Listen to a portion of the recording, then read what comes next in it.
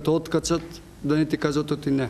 Се уживам на улица, знам како е на улица да живееш, под коли, у дупки сум спијал, година дена на улица бев.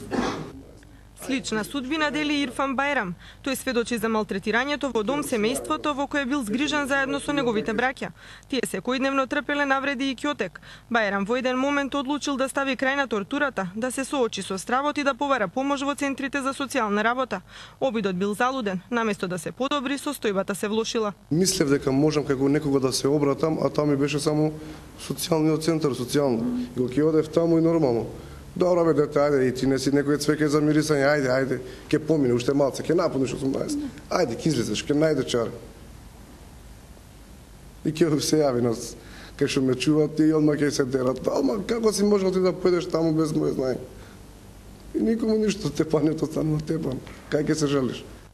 Најголем дел од семејствата одлучуваат да згрижат деца единствено заради паричната помош што ја добиваат од државата, велат поранешните штитеници. Ретки се примерите каде преовладува хуманата човечка димензија. Само мал дел од штитениците имале среќа да живеат во нормално згрижувачко семејство. Има некои згрижувачки семејства ги бркаат од куќа, значи после 18 години. Кај тиска света не, ви рече здравје кој ќе се омажиш, можеш од нашата куќа да излезеш. Работите треба да се сменат од корен, апелира детската амбасада Меѓаши. Уште во домовите треба да се препознаат квалитетите на децата без родители и да се инвестира во нивно подобро образование. Само на таков начин ќе се прекине кругот на ужасот низ кој тие минуваат. Некој мора да врши надзор над овие младинци до нивното конечно самостојување. Дури не е доволно и вработување да му обезбедиме. И секако многу е важно и какво вработување, значи квалификацијата која ја имаат претежно се, како што нагласив, најниските економски позиции во државата.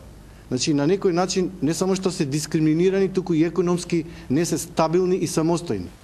Полнолетните штитеници кои ги напуштаат домовите и добиваат покрив над главата, бараат државата да им овозможи да ги откупат становите од неа, конечно да се осамостојат и да започнат нормален живот. Велат неизвестноста ги спречува да планираат семејства и зад себе да го остават мачниот штитенички живот.